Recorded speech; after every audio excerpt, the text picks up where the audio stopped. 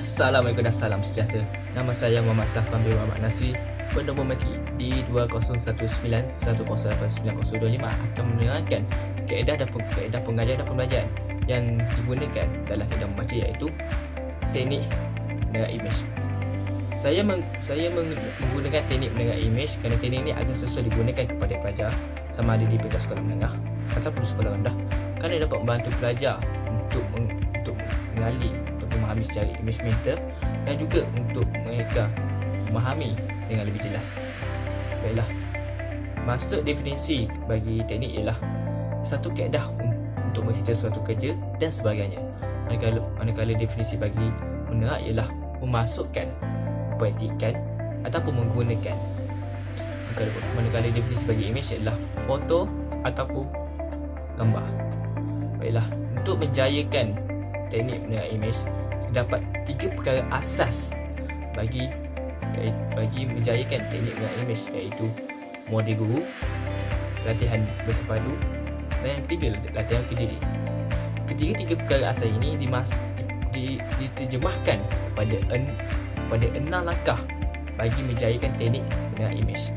Dan teknik menerak imej ini dapat membantu pelajar dari segi imej mental mereka, iaitu mereka berimajinasi pada satu bahan bacaan mereka agar mereka dapat memahami dan juga mendalami satu imej, satu bahan bacaan tersebut.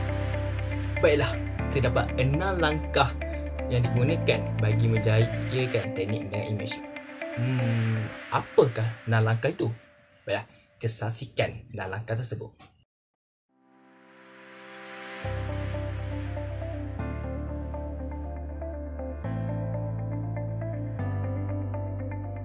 Baiklah, langkah yang pertama ialah guru akan memperkenalkan ataupun menerangkan cara menggunakan teknik menerak imej, yang di mana guru akan menggunakan 3 kata tanya, iaitu apa, mengapa dan bagaimana.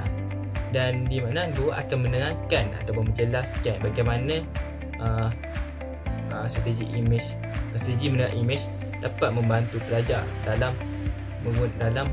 melaksanakan strategi membaca dan dapat membantu pelajar dalam memahami apa yang mereka baca. Dan seterusnya, pelajar akan dimaklumkan oleh guru untuk membuat gambaran secara mental mengenai apa yang mereka membacanya, yang di mana dapat membantu mereka dalam mengingati apa yang mereka faham melalui pembacaan mereka. Dan seterusnya, guru akan menunjuk ajar untuk melaksanakan teknik menerak imej, dan kemudiannya pelajar akan melakukannya dengan sendiri, yang di mana pelajar akan menggunakan teknik menerak imej setelah mereka faham apa yang guru terangkan kepada mereka.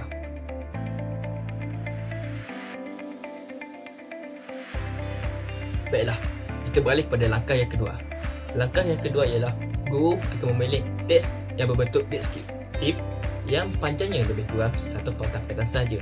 Dalam teks tersebut juga mempunyai gambaran tentang satu pengalaman atau satu jalan cerita tersebut, yang di mana dalam teks deskriptif tersebut mempunyai kod-kod khusus yang dapat pelajar memahaminya, dan di mana pelajar dapat merasa, melihat, mendengar dan mengalami secara langsung melalui teks tersebut. Dan teks tersebut juga guru perlu membacanya dengan secara lantang dan kuat agar pelajar dapat mendengar dan memahami dengan lebih mudah dan jelas. Berikut adalah teks deskriptif yang boleh digunakan oleh guru bagi menjayakan teknik menerak imej.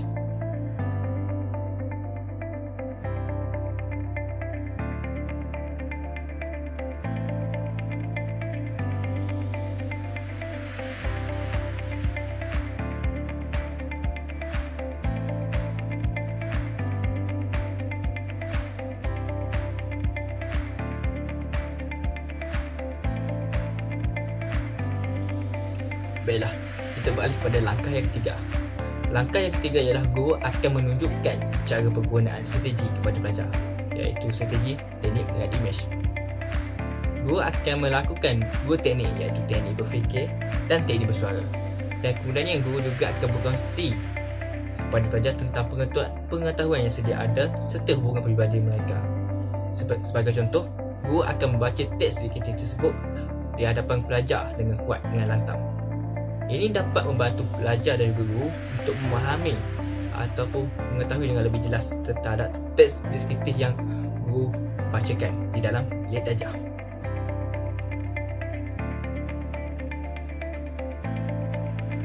Baiklah, kita akan beralih kepada langkah yang keempat.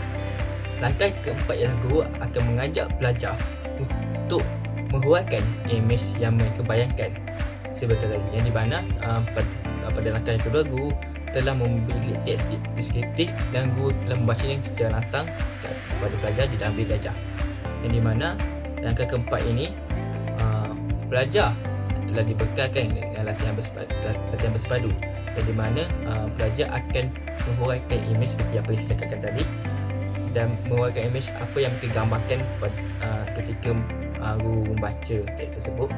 Dan guru juga akan menggalakkan pelajar untuk menghuraikan ataupun mencatatkan apakah persamaan dan perbezaan imej-imej yang mereka apa yang mereka fikirkan, dan pelajar perlu kemukakan apakah persamaan dan perbezaan melalui apa yang mereka faham melalui pembacaan guru di dalam bilik darjah.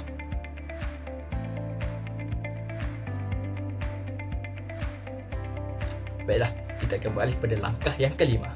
Langkah yang kelima ialah guru akan menggunakan latihan kendiri kepada pelajar sebagai sokongan, yang di mana pelajar akan diberikan kepada beberapa kumpulan, dipecahkan beberapa kumpulan dan mereka diberikan teks deskriptif, dan dalam kumpulan tersebut pelajar perlu membaca teks tersebut secara senyap.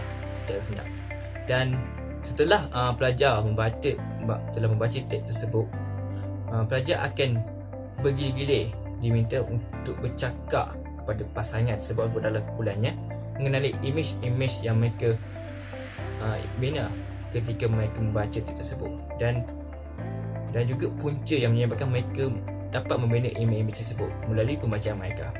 Dan kemudiannya pelajar juga dalam kumpulan tersebut pelajar juga diminta untuk berbincang antara satu sama lain mengenai persamaan dan juga perbezaan terhadap imej mental yang mereka bina dalam mental mereka. Dan dalam langkah yang kelima ini, guru juga perlu memberikan sokongan atau bantuan dari semasa ke semasa agar pelajar pada akhirnya dapat melaksanakan aktiviti tanpa berkata kepada guru. Dan langkah ini sangat penting kepada guru agar pelajar dapat menjalani ataupun membuat latihan secara berkesan dan pelajar dapat memahaminya dengan lebih jelas.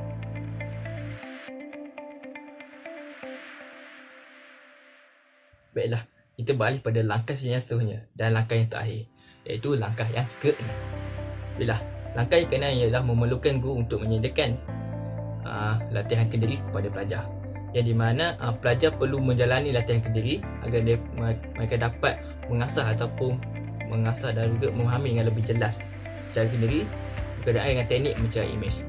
Dan langkah yang ke-6 ini, guru perlu menyediakan teks deskriptif dengan lebih banyak dan berkesan, di mana pelajar dapat menjalani teknik mencerah imej secara kendiri.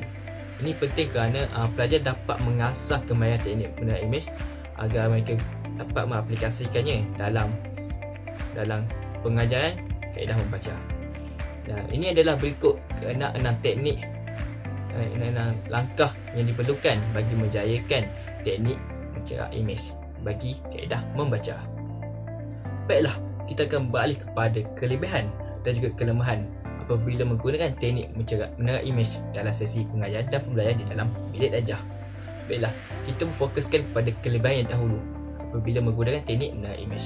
Baiklah, kelebihan yang pertama ialah dapat menarik minat pelajar untuk mempelajari satu benda, yang di mana apabila menggunakan teknik mencerah imej, pelajar dapat memahami atau dengan lebih jelas melalui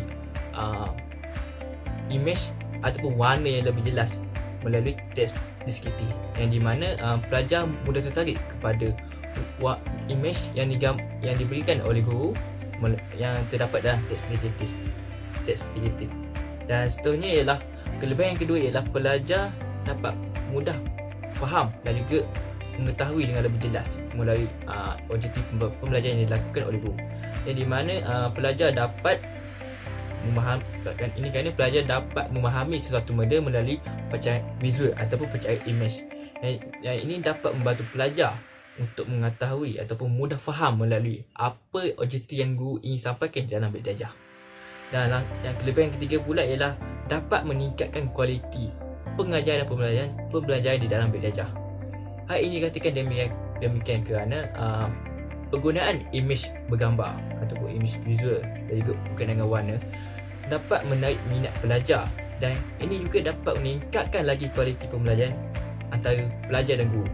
Dan ini kerana berlakunya hubungan secara langsung dalam teknik menerak image, di mana guru dapat bersama pelajar untuk memahami satu perkara ataupun satu ilmu yang ingin guru sampaikan di dalam sesi pembelajaran dan pembelajaran. Dan ini dapat mengukuhkan lagi hubungan antara guru dan juga pelajar.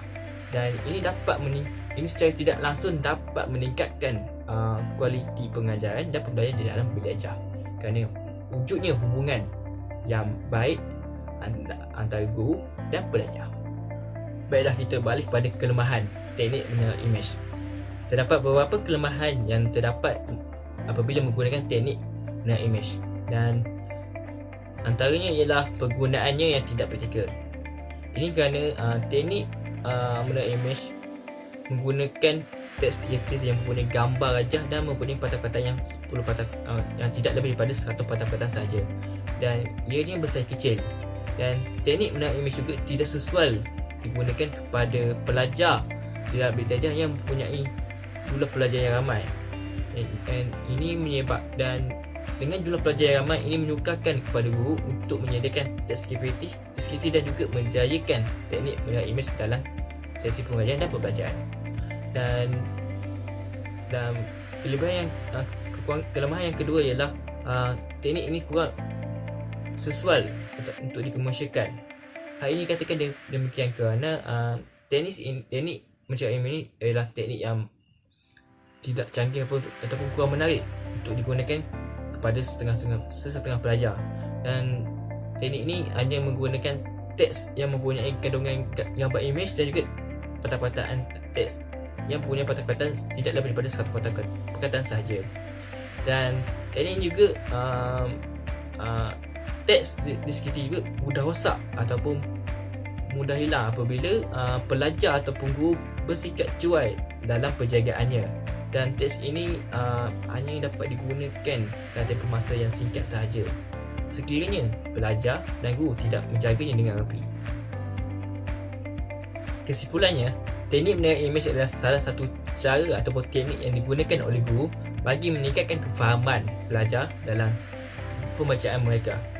Tambah pula, pelajar dapat membaca dan juga melihat imej pembacaan mereka melalui teks deskriptif yang disediakan oleh guru. Dan namun, terdapat kelemahan dalam teknik tersebut seperti kurang dikomersialkan kerana tidak canggih. Namun teknik ini dapat mempunyai beberapa kelebihan yang di mana dapat membantu pelajar dalam berimajinasi secara mental dan juga memahami apa yang guru pelajari di dalam bilik belajar. Dan juga teknik ini juga dapat memberikan kesan yang positif kepada pelajar, terutamanya kepada pelajar yang punya masalah pembacaan secara kritikal. Ini teknik menerak imej sekaligus juga dapat membantu pelajar dalam mampu membantu pelajar dalam berimajinasi secara mental dan juga dapat memahami dan mengetahui dengan lebih jelas melalui sesi pengajaran dan pembelajaran. Sekian, terima kasih.